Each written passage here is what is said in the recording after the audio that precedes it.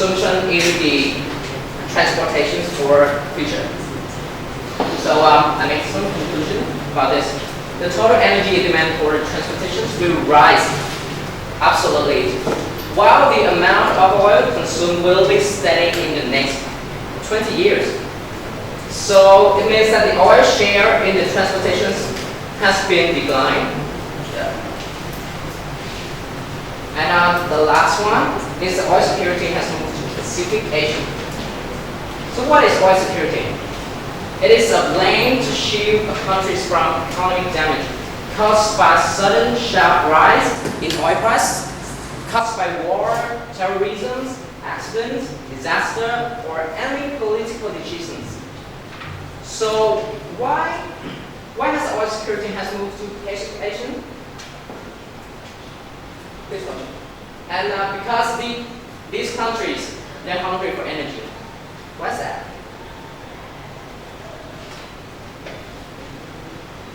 Okay, we're talking about Asian Pacific countries. So in 2020, they count for 20 mega cities in the world. There are people getting richer and richer, with the millionaires riding for shopping. And 9 out of 10 business ports are from this region and have the financial centers in the world. The average GDP growth is double the average rate of the world and will account for 40% of the world's GDP. So it means that the economy needs energy. So it means that these countries, they need energy so much more than any other regions in the world. If you look at this figure, you can see this is the Middle East net surplus vs the Asia Pacific net deficit. So right now, we are already surpassed of what the Middle East can offer. And in the future, this gap between widen and widen. So the oil security has been a concern for these countries. And there are some issues about these countries because they are facing the risk of disruptions from supplies from the Middle East in terms of war, in terms of terrorism. The second one, the secure of the sea lanes for oil delivery. The third one, they are lacking a regional energy response mechanism. Because only Japan and South Korea has been the member of IEA, so it means that there are only 2 countries in these regions are protected when in terms of oil prices. So some solution: create national strategic oil stocks. And the second one is to build cooperative energy security organizations. Like OCP of the West. And how about us, Vietnam?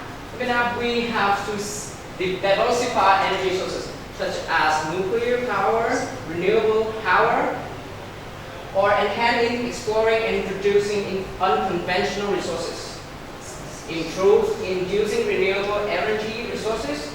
And the last one, we need to strengthen our ability to refine petroleum products. Okay, so here's the main point of our presentations. Unconventional resources are the future for us. The oil industry is facing new challenges from other industries in the transportation sector. And the last one is Pacific Asia has to solve their oil security problem. So thank you for listening.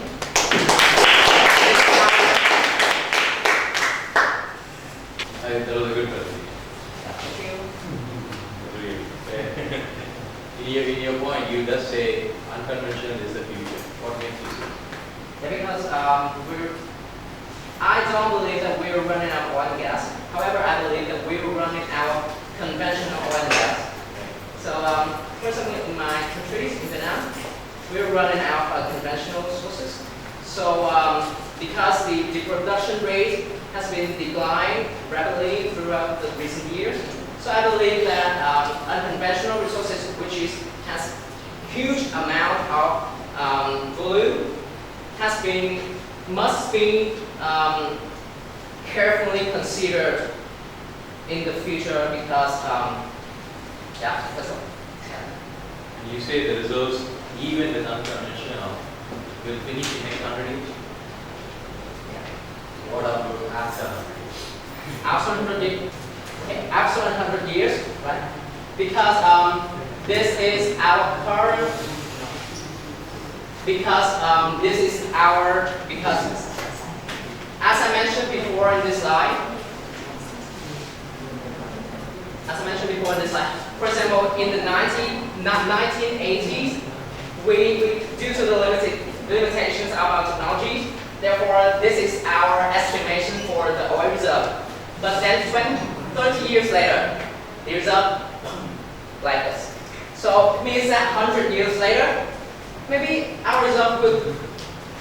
But your other slide is not saying that. Go to the slide where you are 2020 ppm, 450 ppm US. You are comparing Western and Eastern world. Go to that slide.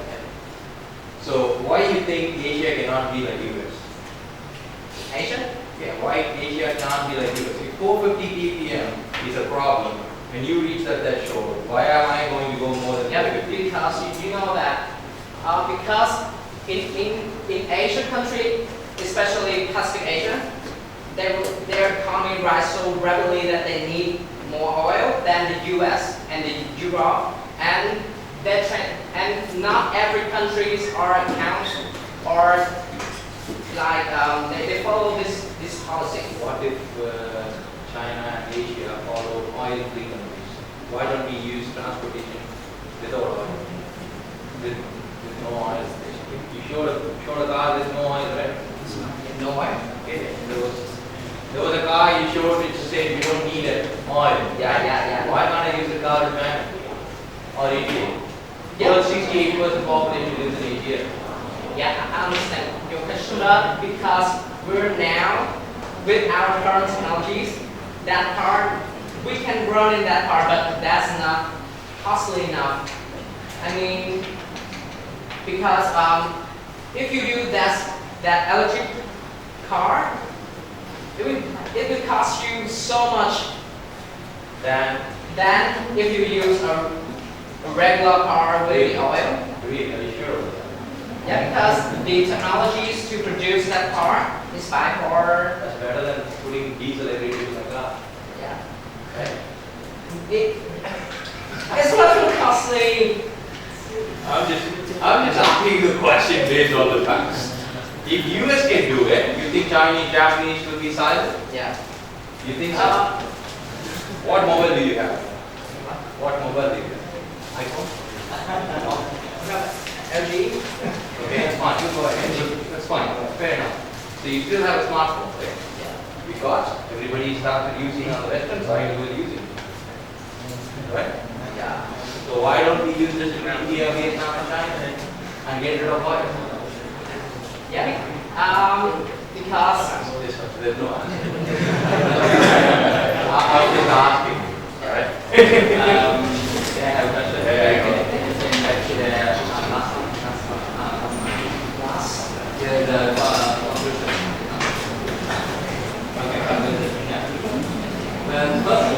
I'm quite very impressed by the technology. It's very good. I have a question on the okay. Number one. Okay. Number two. The oil industry has a new challenge from the other industry. Why is that? Yeah, because first of all, because new renewable energies are growing fast because they don't harm the environment as for oil, and because new efficient engines are being produced, so the oil used for that engine must be less than before. Yeah. So they are facing new challenges from other industry. Okay. You said the other industry advanced now because of advanced they have. I mean, why not? The reason is we're running out of the oil, conventional resources, and then they have to find out the new resources. You mean that One of the main reasons to find the new resource is the conventional resource is running out.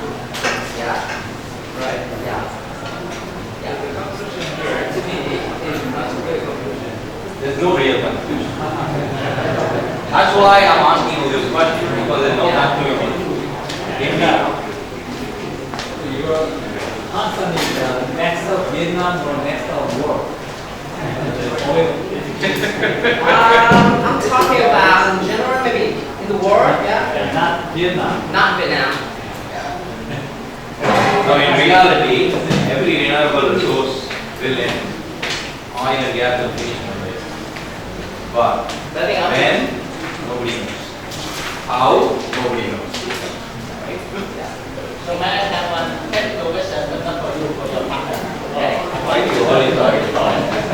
In this presentation, it mentioned that IEA established around 450 billion startups. So how IEA measure the amount of CO2 emission? So, for example, two countries they go together and they can let that, oh, CO2 come from my country, go to the neighbor. So CO2 is in the atmosphere. Yeah, so That's where it is coming. So you asked about the way to measure that. and the remission.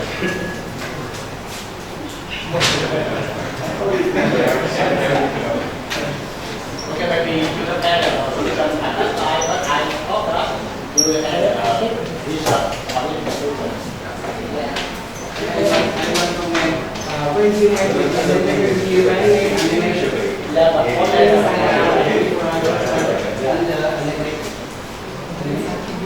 The reference on the each line.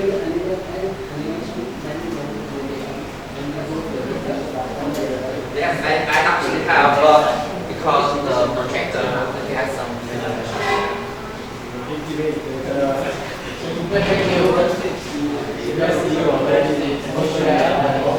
Oh, a good one.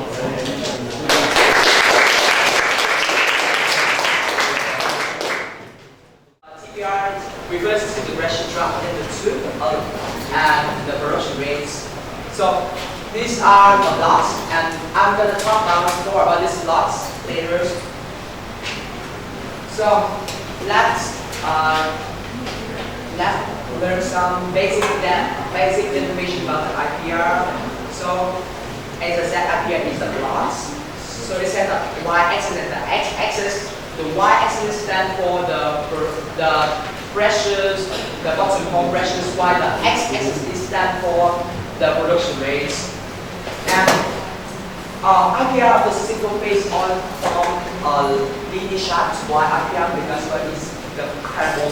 But the lining and the parabol is not like this. It's going to be like this, the parabol, and the intersection of the IPR and the y-axis we call it tri-reservoir pressures. Is at two cases. If our flow condition is steady state, we call it outer boundary pressures. Otherwise, for pseudo-steady state, we call average reservoir pressures. And the intersection of the IPR and the x-axis, we call it the well absolute open hole potential. And this point is kind of idealistic because we can see it in real life. In this point, the production rate, we got the maximum production rate, while the bottom conversion is 0, right? And this is an example of an RPR and CPR curve in real life. And we got the inflection up to become the stabilized flow rate. Somehow it's called the Poisson natural flow. So I'm going to talk about a process. How to determine the pressure drop, one of the most important factors. So to be honest, I have prepared a lot of equations, formulas, but A's advice, I have did all of it, and we just provide the workflow for doing it. If you want to know more about the equations or how to exactly, you can contact us for more detail. Okay, let's move to the workflow. We got 3 steps, and this is the iterations. You can see that after we do this, the first step, second step, and the final steps, you must compare the assumed and the calculated values, and this process must be repeated once the desired convergence is achieved. It means we must repeat the process until the assumed and the calculated value is nearly the same. So, how to apply IPR and TPR to optimize well performance? I got a table containing some reservoir data, and from this data we can use the information to sketch IPR and TPR, and after many steps and calculations we got this diagram. And what can be obtained from this diagram? You can see that there are 2 lines of IPR. The first one is for the X, the skin factor is 0, and the second one is the skin factor is negative. We all know that when the skin factor is negative, we call this the stimulated well, right? And easily we can see that the stimulated well, with the stimulated well, we can produce at a more higher production rate. And so the IPR rule seems to shift to the right. And one thing we could obtain is you can adjust the tubing diameter to improve the production rate. This means when you increase the tubing diameters, this line is going to be shifted to this, so we can produce with more higher production rates. So I'm going to go to the conclusions. So what are you supposed to remember after my presentation? There are 3 points. First, the main purpose of calculating IPR and TPR is to optimize the well performance. Second, before sketching the blocks, the pressure drop must be determined. And finally, we can definitely improve the well performance by increasing the tubing diameter. So that's the end of my presentation, and this is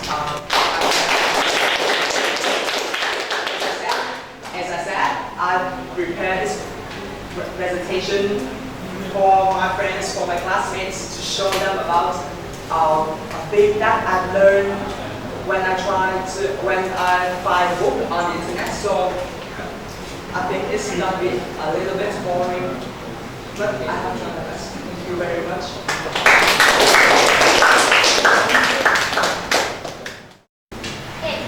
Good evening, I'm Tom and I'm representing Secret. Today I'm going to give you an overview about chemical enhanced oil recovery, or so-called CEOR. Okay, in this short 15 minutes, I will show you what is CEOR and why they are applied and when to apply. From the very first beginning, human wanted to spread the oil under cloud, let just come up and the oil naturally flows under the constant pressure. And then we want to maintain the pressure, we want to spray more onto the wellbore. Then we go.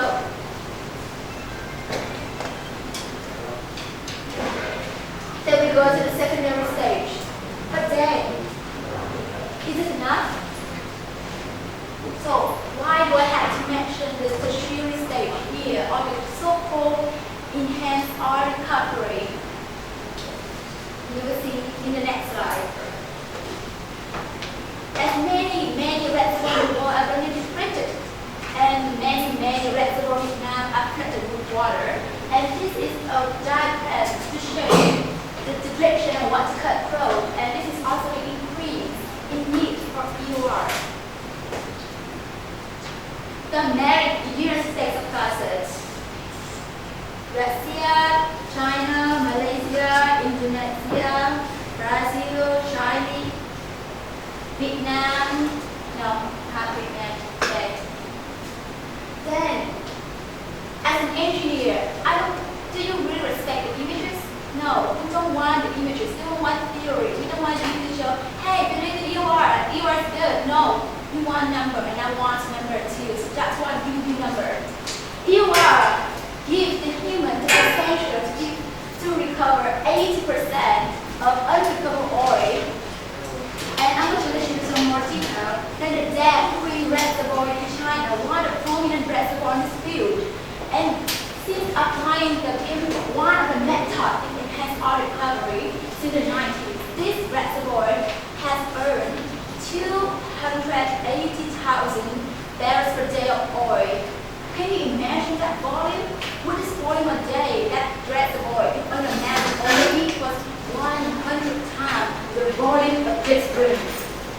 And then the statistic of the United States oil production, they can earn, with the help of the EOR, they can earn 70 million tons of oil per year. And it is predicted in the 2030, they will have 100 million tons of oil. Then, now, what is that? How cool is it? The theory of the so-called enhanced oil recovery includes many methods, including thermal, gas, hydrodynamic, and chemical. And this is what we're going to give you today. There are many chemicals being applied in chemical EOR, including polymer, alkali, surfactant, and a new way, microbiology. But today, we're not going to give you this, but the first three, because it's not application, not universally applied word. Okay, we move to the next section of why we use polymer, why we use surfactant, why we use alkali, but not other things. So the first one, polymer. You can see here, polymer is a carbon chain, and this is polyacrylate, and this is partially hydrolyzed. You can see the carboxyl groups here, and it's negatively charged. Thus, it means that if the polymer can't be hydrolyzed, then it will never soluble in water. But if it can soluble in water, it will hard. Then the polymer will be not visible anymore. But if it is overly hydrolyzed, you see that this is really natural reaction that the negative realized positive is repeated. So then there are many negative. Then the cation in the reservoir will attach to it and will have precipitation. That's not good. But then, back to the question, why polymer? Because polymer, it increases viscosity. But how? Because the polymer have a really large molecular weight. So then imagine if your fat too big, then you will be hard to bring to the pile, right? Oh, so here, something you must know about polymer when you find it. Is it a snapping and shooting effect?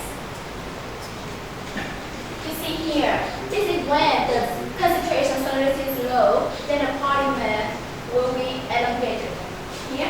And if the concentration salinity is high, then the polymer will coil up like this.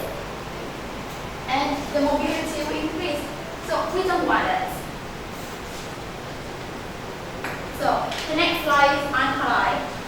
Alkali can be sodium carbonate, can be sodium hydroxide, and substance. Substance is compared to have two heads. The first one will be hydrophobic and another one is hydrophilic. And this feature will be, I will present this feature visibility in the next slide, and we know why substance is being used thanks to this feature. And the commonly use of substance in the petroleum industry is sodium petroleum sulfonate. So, as I mentioned before, the substance has a hydrophobic head and a hydrophilic head. Then the hydrophilic will like hydrogen, will like water, and the hydrophobic will like the oil. So it will have this part will attach to the oil, and the hydrophilic part will attach to the water. Then the part of it will be soluble in water, and once you inject it to the fluid flow, it will flow and it will take all of them one flowing. So here, you see, that's the reason why I combine the alkali and the substance in one radioactive oil to form substance. This is it.